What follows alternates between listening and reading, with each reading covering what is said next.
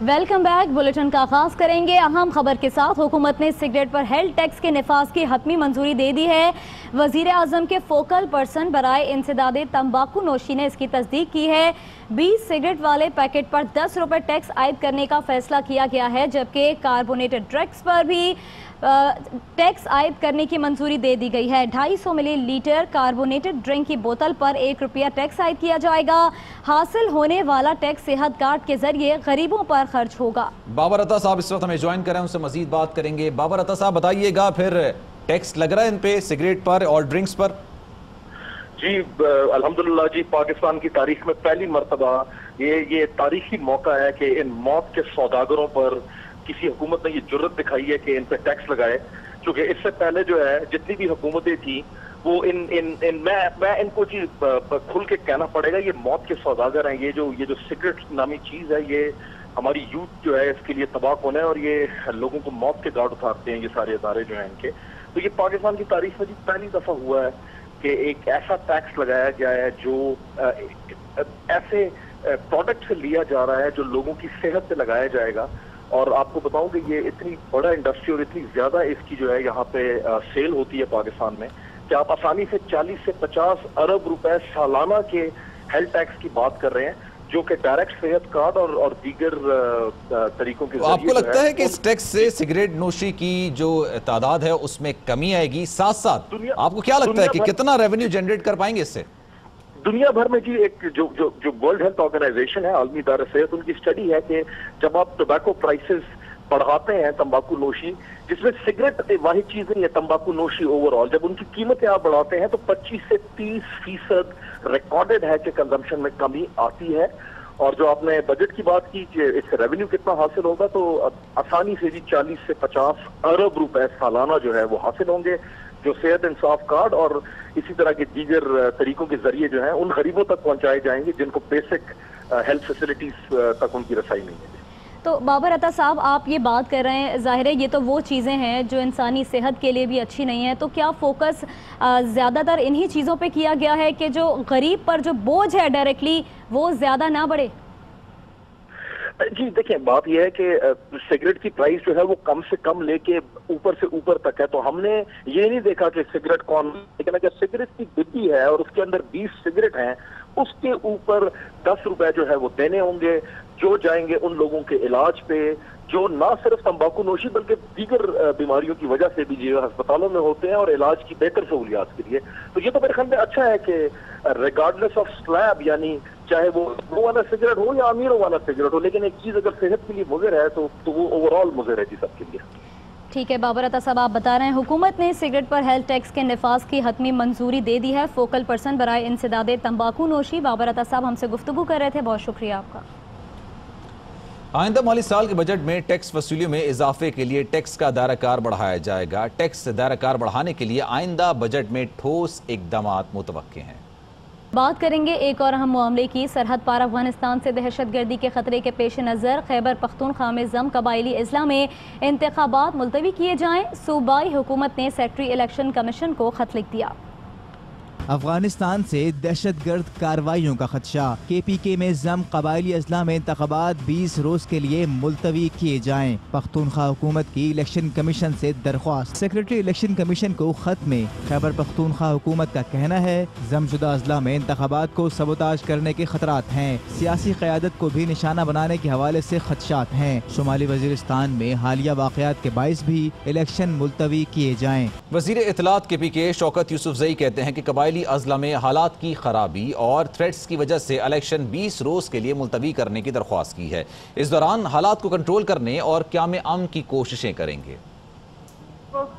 काफी थ्रेट्स हैं जो कबायली अजला हैं, उसके अंदर एक हफ्ते के दौरान 10 हमारे आर्मी के जवान शहीद हुए हैं। तो काफी सिचुएशन वहाँ खराब है, थ्रेट्स हैं, क्योंकि पहली दफा वहाँ इलेक्शन हो रहे हैं जनरल, और हम चाहते हैं कि पुरअमन तरीके से हो, जो उम्मीदवारान हैं वो अपनी कैंपेन पुरअमन तरीके से कर सकें। हमारे पास चूंकि 20 दिन की गुंजाइश है कि हम इंतखाबात को लेट कर सकें, तो इस दौरान कोशिश की जाए कि वहाँ हालात को ठीक किया जाए। इसलिए हम चाहते हैं कि 2 जुलाई के बजाय 22 जुलाई को ये इंतखाबात कराए जाए। न्यूली मर्ज 10 डिस्ट्रिक्ट हैं और इशू ये आ रहा है कि वहाँ की अपनी जो पुलिस है वो तो नहीं है, वहाँ की लेडीज है, वहाँ की खासदार है, वो उस तरह के ट्रेन नहीं है अभी तक जो हम उनके ड्यूटियाँ हवाले कर सके। कोशिश हो रही है कि उस इलाके में अमन जो है वो कायम किया जा सके और ये कंफर्म हो सके कि वहाँ की जो पॉलिटिकल लीडरशिप है उनको कोई खतरा ना हो। वहाँ की जो एल्डर्स हैं उनके साथ इंटरेक्शन हो रही है। गवर्नमेंट की जो बॉर्डर है उसकी फेंसिंग पाक फौज कर रही है और साथ साथ ऑपरेशन भी हो रहा है। जो इलाके क्लियर नहीं है उनको क्लियर करने की कोशिश की जा रही है।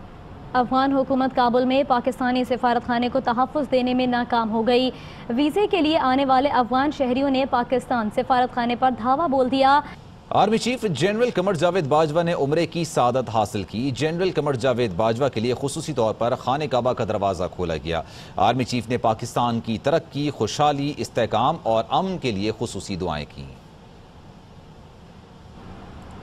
और अभी आपको आगाह करें कि मुल्क भर में सूरज कहर ढाने लगा है, आग बरसाने लगा। लाड़काना, जैकबाबाद, कंकोट में पारे की निस्फ सेंचुरी, दर्जे हरारत 50 डिग्री सेंटीग्रेड तक जा पहुंचा। घोटकी में दर्जे हरारत 48, दादू में 47, रहीम यार खान में 46, बहावल नगर, बहावलपुर, तुरबत, सखर में दर्जे हरारत 44, जबकि लाहौर में 47 और मुल्तान में दर्जे हरारत 42 डिग्री सेंटीग्रेड रिकॉर्ड किया गया। तभी माहिरीन कहते हैं शदीद गर्मी में बाहर निकलना ज़रूरी हो तो सर ढांप कर निकलें, पानी का इस्तेमाल बढ़ा दें। रमजान शुगर मिल के नाम पर 3 करोड़ रुपए से ज्यादा ट्रांजैक्शन पर एफबीआर ने एबटाबाद के शहरी आकिल को नोटिस भेज दिया। शहरी आकिल का कहना है कि टैक्सी ड्राइवर है, उसका रमजान शुगर मिल से कोई ताल्लुक नहीं है। आकिल ने चीफ जस्टिस से नोटिस लेने की अपील की है। और अभी आपको आगाह करें कि आशियाना हाउसिंग स्कीम और रमज़ान शुगर मिल्स केस के मरकजी किरदार शहबाज शरीफ वतन वापस आ गए हैं। 2 माह लंदन में क़याम के बाद लीगी सदर लाहौर पहुंचे तो कोई काबिल ज़िक्र चेहरा इस्तकबाल के लिए ना पहुंचा। इक्का दुक्का पार्टी रहनुमा और गिनती के कारकुनान यहाँ वहाँ दिखाई दिए। मुस्लिम लीग नून के सदर शहबाज शरीफ कहते हैं कि हुकूमत मुखालिफ तहरीक का फैसला तमाम अपोजिशन जमातों के साथ मुशावरत के बाद करेंगे।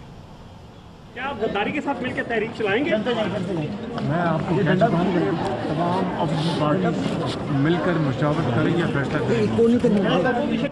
मुस्लिम लीग नून के कारकुनान एक बार फिर आपे से बाहर हो गए। शहबाज शरीफ के इस्तकबाल के लिए आने वाले गिनती के कारकुनान की लाहौर एयरपोर्ट पर हुल्लड़बाजी, ASF एहलकारों और अफसरान को धक्के देकर ज़बरदस्ती एयरपोर्ट में घुस गए।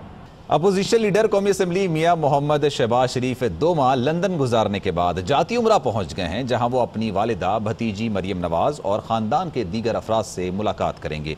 तफसील जानेंगे, नज़ीर भट्टी हमारे नुमाइंदे इस वक्त में ज्वाइन करें। नज़ीर भट्टी बताइएगा, आज कौन कौन सी इसके अलावा मुलाकातें होंगी, सियासी मुलाकातें भी होंगी?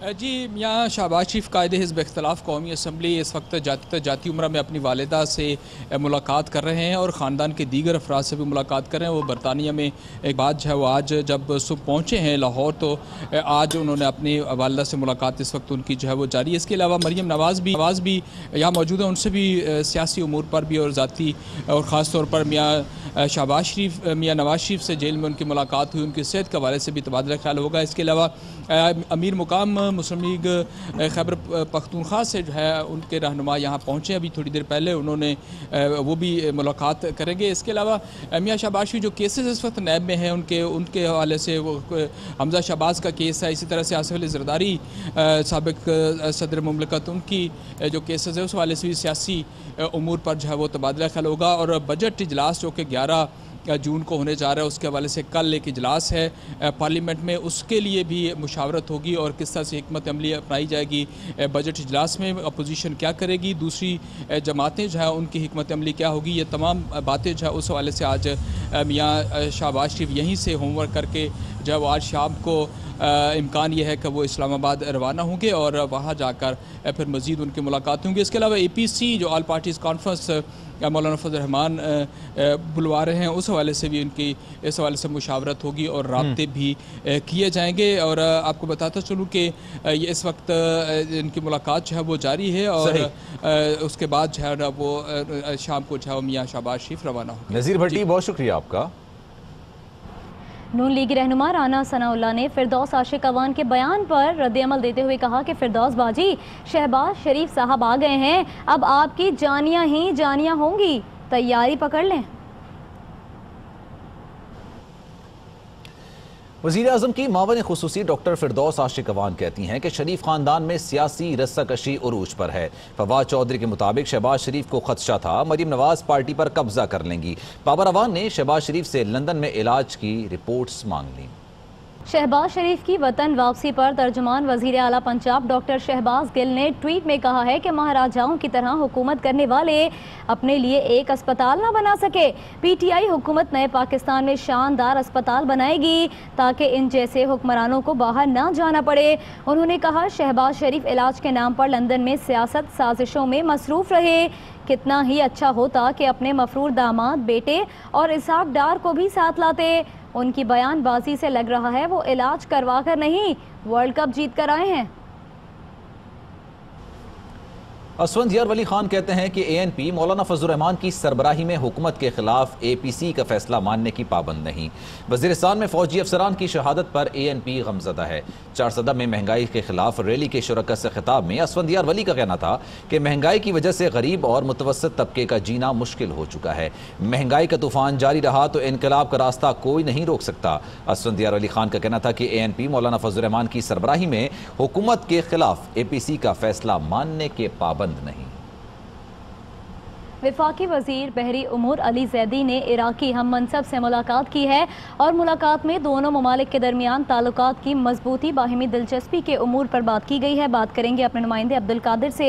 अब्दुल कादिर, बताइए मुलाकात के हवाले से डिटेल्स। जी हाँ, बिल्कुल। वफाकी वजीर अली जैदी इन दिनों इराक के दौरे पर हैं। वहाँ पर बगदाद में उनकी मुलाकात हुई है अपने हम मनसब अब्दुल्ला लियावी से। इस मुलाकात में दोनों रहनुमाओं ने पाकिस्तान और इराक के दरमियान मुसाफिर कार्गो सर्विस शुरू करने पर गौर किया है और वफाकी वजीर अली जैदी ने इराकी हम मनसब और वजीर ट्रांसपोर्ट को दौरा पाकिस्तान की दावत भी दी है। दौरे के दौरान कार्गो फेरी सर्विस के आगाज पर बातचीत होगी। अब्दुल्ला लियावी ने दौरे की दावत कबूल कर ली है और अगस्त में वो पाकिस्तान का दौरा करेंगे। बहुत शुक्रिया, आपने आगाह किया अब्दुल कादिर। पाकिस्तान की सिफारती महाज पर बड़ी कामयाबी। वजीर आज़म इमरान खान और रूसी सदर प्यूटन की मुलाकात तय पा गई। सिफारती ज़राए के मुताबिक इमरान खान और रूसी सदर प्यूटन की मुलाकात 13 जून को किर्गिस्तान में होगी। इस दिन में रूसी सिफारत खाने ने पाकिस्तानी हुकाम को आगाह कर दिया। इस मुलाकात में वजीर खारजा शाह महमूद कुरैशी समेत दफ्तर खारजा का वफ़द भी शिरकत करेगा। और अभी आपको आगाह करें, मुल्तान के नवाही इलाके जलालपुर पीरवाला में तहरे कत्ल की लर्ज़ाखेज़ वारदात। कातिल ने घर में घुसकर अंधाधुंध फायरिंग करके बाप और बेटी जबकि बेटे समेत मौत के घाट उतार कर खुदकुशी कर ली। वाक़े में 4 अफराद जख्मी भी हुए। मकतूलीन को अहले इलाका ने अपनी मदद आप के तहत हेडक्वार्टर अस्पताल मुंतकिल किया, लेकिन अस्पताल का अमला मौजूद नहीं था। तीनों जख्मियों ने 1.5 घंटे तड़प तड़प कर जान दे दी, लेकिन कोई तिब्बी इमदाद देने के लिए न आया। अस्पतालों में डॉक्टर नहीं है। हमारे मरीज जो मरने वाला है, मोहम्मद रफीक जो मरने वाला है, वो मोटरसाइकिल पर बैठ कर आया है। हमारे तीनों मरीज जिंदा थे और जब हम अस्पताल में आए हैं इधर कमरे का कोई आदमी नहीं था। हमने अपने अजीजों को सिसकते 1.5 घंटे में यहाँ मरते हुए देखा है। यहाँ एक झाड़ू देने वाला ड्रिपें लगा रहा था। एम्बुलेंस है तो उनके ड्राइवर नहीं थे। ये इतनी बड़ी आबादी का शहर है, यहाँ हमारा ये हेडक्वार्टर है, इधर इमरजेंसी की कोई सहूलत हमें मौसर नहीं है। लाकानूनियत इतनी है कि आज से 3 दिन पहले यहाँ 10 अफराद मरे हैं। आज ये वाकया पेश आया है।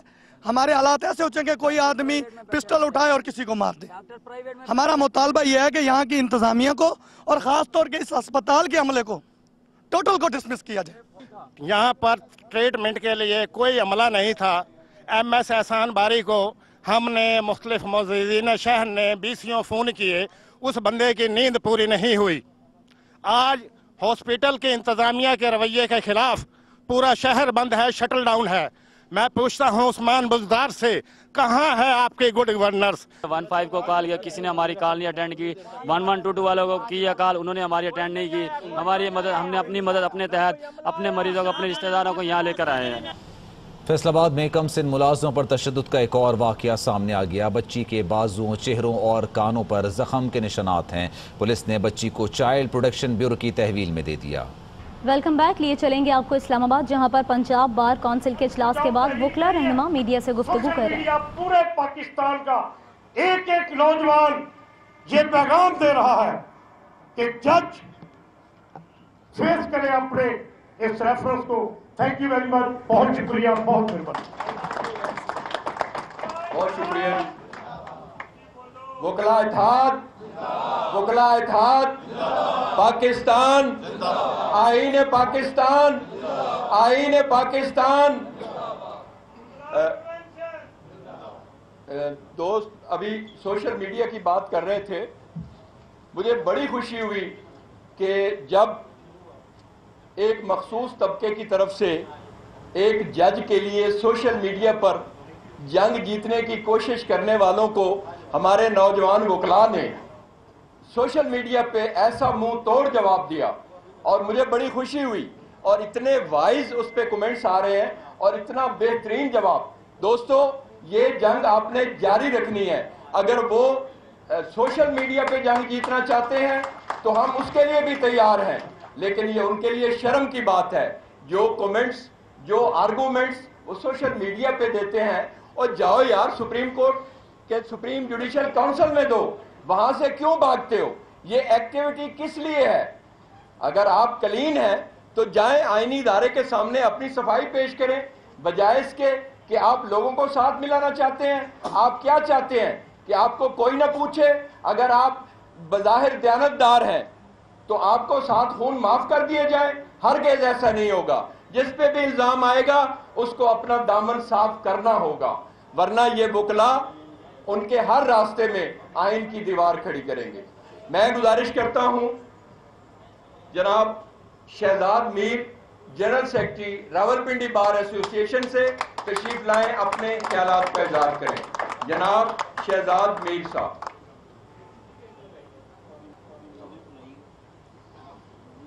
बिस्मिल्लाहिर्रहमानिर्रहीम। कानून से कोई बालातर नहीं, इसमें कोई दो राय नहीं। मैं आपके सामने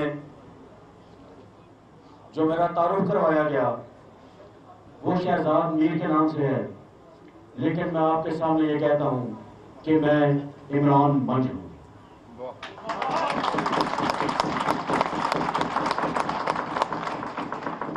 दुनिया की तारीख का मुताला करें तो आपको वकील और जज का तस्वुर किसी न किसी सूरत में मौजूद मिलता है, और इन तारीख के जो झरोकों में झांके तो उनको प्री लिटरेट सोसाइटीज कहा जाता है। उन सोसाइटीज में भी जज और वकील का तारुफ मौजूद है, इस पर तमाम मौरखीन मुत्तफिक हैं। मैं आपके सामने छोटी सी बात रख के शायद इजाजत चाहूंगा कि मेरी नाकस राय के मुताबिक पाकिस्तान में सियासत के 3 फेजेस हैं जो मेरी समझ है। एक दौर था जब इस मुल्क पर मजहबी रहनुमाओं ने हुकूमत की और वो जो कहते थे इस मुल्क की सियासत के धारों तरफ चल पड़ते थे। फिर वक्त बदला और भुट्टो साहब का दौर आया जिसमें नौजवानों की, तरक्की पसंदों की, लेफ्टिस्ट की एक हुकूमत बनी और उन्होंने इस मुल्क को एक नया रास्ता, एक नई सोच दी। Now this is a judicial based society. मेरे घर में आटा, चीनी, चावल, दाल, घी, पत्ती, दूध नहीं है, मुझे इससे गर्ज नहीं है, लेकिन सुप्रीम कोर्ट का जज क्या कह रहा है, वकला नुमाइंदे क्या कह रहे हैं, ये हर घर में डिस्कस होता है। लिहाजा हमारी जिम्मेदारी पिछली दहाइयों से बहुत बढ़ चुकी है। अब मैं आपके सामने जो मुझे आज की तरह थी, मेरे तो खैर इंदिरा पार्टी मुझे कहा गया था, जिसमें मुझे बताया गया, मुझे नहीं पता था कि वकला नुमाइंदा इजलास उसमें कोई ऐसी बात हो रही है। मेरी नाकस राय के मुताबिक जो मैं समझता हूं कि कहीं ऐसा तो नहीं ड्यू प्रोटोकॉल की खिलाफ वर्जी है, मेरे सीनियर मुझसे पहले गुजर चुके, उसकी माजरत।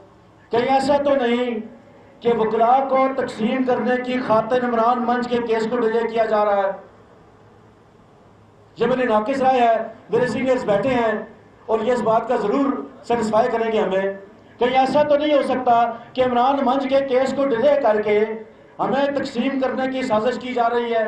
कहीं ऐसा तो नहीं कि इमरान मंच का पहले जो डीबी बनी थी उसको तोड़ के दूसरी डीबी बनाई गई। कहीं ऐसा तो नहीं कि हमें इंसाफ के तकाज़ों से दूर रखा जा रहा है। बतौर सेक्रेटरी डिस्ट्रिक्ट बार ये मेरा सवाल है अपने सीनियर से, 10 बस्ता इख्तलाफ का हक मैं समझता हूँ कि हमारे नुमाइंदों के पास होना चाहिए। ये मेरी एक जाती राय है और मेरी ख्वाहिश होगी कि इस बात को एड्रेस किया जाए।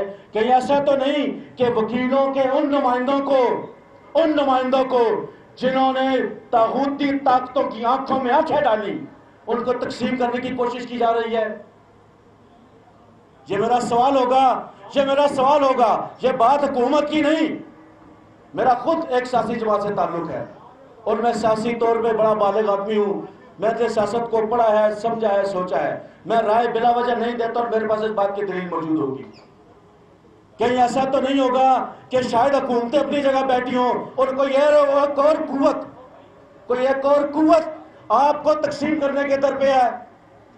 मुझे ऐसे लगता है क्योंकि इससे पहले भी पिंडी बार ने एक एक्शन लिया है। ये वक्त आएगा तो मैं इंशाल्लाह वो बातें आपके सामने रिवील करूंगा कि पिंडी बार ने एक एक्शन लिया और पिंडी बार ने बहुत प्रेशर देखा। I was not in the country at that time और मुझे वहां से वापस आना पड़ा और चीजों को मामला मुझे भी वक्त नहीं उस बात को कहने का। तो मेरी अपने सीने से गुजारिश है कि बात करने से पहले क्या ये जरूरी नहीं कि ऑल पाकिस्तान लॉ कन्वेंशन बुलाया जाए, तमाम लोगों की राय का एहतराम किया जाए और पिंडी बार की जिम्मेदारी होती है। पिंडी बार हमेशा तमाम मामलों को पायलट करती है। मैं बतौर secretary district bar Mohammad Shahzad Mir बोल जल्द ऑल पाकिस्तान लॉ कन्वेंशन को बुलाने का ऐलान करता हूं, जिसमें फॉर और अगेंस्ट दोनों राय का इजहार किया जाए। ऐसा नहीं होने दूंगा कि कोई शख्स किसी चीज को बैठ के मैनिपुलेट करे और हम वकील उसके हाथों का खिलौना बन जाए। ये नहीं होने देंगे। जहां तक बात रही इमरान मंच की, क्या ऐसा कसूर किया इमरान मंच ने? क्या जुल्म कर दिया? क्या भाई भाई आपस में नहीं लड़ते? क्या फौज के अंदर दो मेजर आपस में नहीं लड़ते, एक दूसरे के सर नहीं फाड़ते? क्या ब्यूरोक्रेसी के अंदर लड़ाइयां नहीं होती? ये कौन सी ऐसी लड़ाई थी, ये कौन सा ऐसा झगड़ा था जिसमें उसको 18 साल की सजा दी गई? ये मेरा सवाल है कि वो कौन सा जुर्म कर दिया था उसने? ऐसी क्या गलती कर दी थी? 2 मिनट से दीजिएगा। ऐसी क्या गलती कर दी थी? क्या आपने उसको 18 साल की जेल दी? मैं फौजदारी वकील हूं, 14 साल से फौजदारी वकालत कर रहा हूं। आपकी जजमेंट है कि जाती लड़ाई के ऊपर 788 का तलाक नहीं होता। खलील नाज साहब पिंडी में रह के गए हैं, हम जानते हैं आपकी तमाम कारीगरियों को और आपकी जितनी जुडिशियल वो होती है उसको समझते हैं हम लोग। जरा हमें भी बताइएगा कि 788 में कैसे है। और अब जिस तरह आप लोग इमरान मंच के केस में बेंच छोड़ के चले गए थे, मीडिया सामने खड़ा है। मैं आपके सामने 2 टोक अल्फाज में कह रहा हूं कि पिंडी बार इमरान मंच के केस में उस दिन हाई कोर्ट में मौजूद होगी और आपको बेंच छोड़ के जाने नहीं देंगे। आपको वहां पे फैसला करना पड़ेगा। बाकी रह गई, thank you sir, last words. जो बात आप कह रहे हैं, जो बात आप कर रहे हैं, मेरे सीनियर्स हैं, मेरे बड़े हैं, मैं चेन ऑफ कमांड के अंदर हूं और मैं समझता हूं कि नज़्म ज़ब्त हमेशा बेहतर रहता है किसी भी इदारे के लिए। एक नज़्म ज़ब्त का शेड्यूल है, उस नज़्म ज़ब्त के शेड्यूल के अंदर चलना चाहिए। इख्तिलाफ राय का तो मेरा भी है और उस इख्तिलाफ राय को मैं यकीनन समझता हूं कि आप लोग उसका एहतराम जरूर फरमाएंगे। मैं नहीं समझता कि किसी जज की विक्टिमाइजेशन की जाए। अदलिया की आज़ादी हम सब पे फर्ज, अदलिया के फैसलों को मानना भी जरूरी, लेकिन इसकी आड़ में किसी ड्रोन हमले की इजाजत भी नहीं दी जाएगी। Thank you very much. शुक्रिया जी। आज का ये नुमाइंदा इजलास इंशाअल्लाह फैसले करेगा कि कब, कहाँ और किस लेवल का कन्वेंशन होना है। हम शहजाद मीर साहब के शुक्रगुजार हैं, उन्होंने दावत दी है, लेकिन जो एक कमेटी बनी है इंशाअल्लाह वो सारे फैसले करेगी और पूरे पाकिस्तान के वकला इंशाअल्लाह उसकी तामील करेंगे और उसके पे लब्बैक कहेंगे। मैं अब जनाब टोबर सिंह बार डिस्ट्रिक्ट बार के प्रेसिडेंट चौधरी तनवीर हुसैन साहब से गुजारिश करता हूं कि अपने ख्यालात के बारे में। जनाब चौधरी रमज़ान साहब मेरे बड़े भाई, जनाब जमील भट्टी साहब, जनाब शाहद गोंदल साहब, सबसे पहले तो मैं शाहद गोंदल साहब का शुक्रिया अदा करता हूं कि उन्होंने मेरी रिक्वेस्ट पर स्टेज सेक्रेटरी साहब चेंज किए, मेरे बड़े भाई को स्टेज सौंपा और इस महफिल में कोई जान पड़े हम इतने बेजार हो गए थे कि ये वकला की तंजीम है, वकला का इजलास है, कि यहाँ समझ नहीं आ रही थी। मैं कहता हूँ जब तक एक वकील एग्रेसिव नहीं होता, एक लीडर एग्रेसिव नहीं होता, वो बात नहीं कर सकता, वो लीडरशिप नहीं कर सकता, वो सेक्रेटरी के फ़राइज़ अंजाम नहीं दे सकता। लीडर को एग्रेसिव होना चाहिए। और दूसरी बात, जब हम इधर आए हमें यह पता चला कि यक रुकनी एजेंडा है, हमने इसी आईनी बात पे बात करनी। वो तो हम आपके साथ हैं, भी हम टोपा से चले हैं, आ गए हैं, तो हम आपके साथ खड़े हैं यक रुकनी एजेंडे पर। लेकिन हमें रोका गया कि इमरान मंच के मसले पर बात नहीं करनी। हम करेंगे, इमरान मंच के मसले पर हम बात करेंगे। ये हमारा इससे भी अवलीन मसला है, क्योंकि एक नौजवान को इतनी बड़ी सजा दी गई। फिर मुझे बहुत तकलीफ है कि जो 2 जजों की डीबी थी वो भी हमारे भाई थे, हमारे वोटों से। हम इतनी दूर से बसें भर भर के लेके आते हैं, इनको सदर बनाते हैं, फिर ये जज बन जाते हैं, और जब हमारे एक वकील का केस इनके सामने आया तो कहते हैं हमने नहीं सुनना। शेम, हमारे दोस्त है वो दोनों हमारे वोटों से बने हैं भाई। जमील भाई आप खड़े हैं, रमजान साहब खड़े हैं, इनके हुक्म पर 2 बसें भर के लाते हैं, तो इनको सदर बनाते हैं, ये जज बन जाते हैं, फिर ये अपना हमारा केस सुनना इनकी तौहीन है। ये कौन सा इंसाफ है? ये कौन सी जजी है भाई? अब जो दूसरे हैं 2 उनको हमारा केस सुनना पड़ेगा। इंशाल्लाह मैं रिक्वेस्ट करता हूँ तमाम बारों के सदर और सेक्रेटरीज को कि इसी तरह उधर पहुंचे। सुबह उसकी तारीख है इमरान मंच की, और उस अदालत में बता दें कि हम वकला इकट्ठे हैं। हम एक जज के खिलाफ आज एक रेफरेंस गया है, हम आईनी तौर पर इकट्ठे हुए हैं, तो हम अपने के छोटे भाई के लिए नहीं इकट्ठे हो सकते। हम इकट्ठे हैं, और मैं आप तमाम दोस्तों को दावत देता हूँ कि कल लाहौर पहुंचे उसकी तारीख पे, और जब आप जाएंगे लोगों को समझ लग जाएगी कि वकला तंजीम यार खान से इतनी दूर से सदर सेक्रेटरी आए हैं, हमें उन्होंने अपना दफ्तर छोड़ना मुश्किल हो जाएगा, फैसला करके जाएंगे। बाकी बात यह है कि जिस मकसद के लिए शहाब गोदल साहब ने, हमारे दोस्तों ने, भाइयों ने और मलिक साहब ने हमें बुलाया है, हम भाई आईनी लोग हैं। आईनी तौर पर जो गवर्नमेंट बात कर रही है, हम आईनी तौर पर समझते हैं कि हर किसी का एहतसाब होना चाहिए, हर बंदे का एहतसाब होना चाहिए। सियासतदानों का हुआ है, जर्नलों का हुआ है, इन जजों का क्यों नहीं होना चाहिए भाई? तो इनका होना चाहिए। तो टाइम भी कम है, काम बात तो भी भली नहीं है, लेकिन आखिर पर एक शेयर करता हूँ कि हम फकीरों से दोस्ती कर लो, कि हम फकीरों से दोस्ती कर लो, गुर सिखा देंगे बादशाह। बहुत शुक्रिया चेयर साहब। वक्त कम है, मुकर्रीन से गुजारिश है कि मौजू पे रहें और ख़ास तौर पर वक्त का ख़ास ख्याल रखें। मैं मोहम्मद फैसल मलिक साहब, secretary high court bar Rawalpindi bench से मारूज़ों पे इस्लामाबाद में पंजाब बार काउंसिल के बाद वकला रहनुमा मीडिया से गुफ्तगू कर रहे हैं। इस्लामाबाद में वकला एक्शन कमेटी के ज़ेरे एहतमाम वकला नुमाइंदा इजलास हुआ है। इस्लामाबाद बार और पंजाब बार समेत मुख्तलिफ वकला नुमाइंदगान इसमें शरीक हैं। एक्शन कमेटी ने किसी भी हड़ताल का हिस्सा बनने से इनकार कर दिया है। एक्शन कमेटी का पाकिस्तान बार काउंसिल से 14 जून को हड़ताल की कॉल वापस लेने का मुतालबा। वकला रहनुमा की जानिब से कहा गया कि सबका एहतसाब होना चाहिए, सियासतदानों का एहतसाब हो रहा है तो जजेस का एहतसाब भी होना चाहिए, क्योंकि जर्नलों का भी एहतसाब हुआ है। इसी पर हम बात करेंगे। ब्यूरो चीफ इस्लामाबाद साबिर शाकिर साहब हमारे साथ मौजूद हैं। साबिर शाकिर साहब, वो ये कह रहे हैं कि पाकिस्तान बार काउंसिल 14 जून को जो हड़ताल कर रही है इसकी कॉल फौरी तौर पर वापस ली जाए। कानून के मुताबिक जब एक प्रोसीजर चल रहा है तो फिर उसे चलने दें, आखिर क्यों हड़ताल की जा रही है? कितना लॉजिकल लगता है आपको इनका मुतालबा? जी बिल्कुल, देर आयत दुरुस्त आयत। ये पंजाब बार काउंसिल और दीगर बार के नुमाइंदे इस वक्त इस्लामाबाद में जमा हैं और ये मुख्तलिफ वकला तंजीमों की नुमाइंदा कमेटी, एक्शन कमेटी का इजलास है और इसमें 100% सही बात की जा रही है कि जस्टिस काजी फाइज ईसा के खिलाफ जो रेफरेंस आया है उसको सियासी रंग ना दिया जाए, बल्कि ये वकला एक्शन कमेटी डिमांड कर रही है जस्टिस काजी फायज ईसा साहब से कि अगर उनका दामन साफ है तो वो सुप्रीम जुडिशल काउंसिल में जाएं, जो कि आइन के तहत एक आइनी फोरम है, और अपनी बेगुनाही वहाँ साबित करें।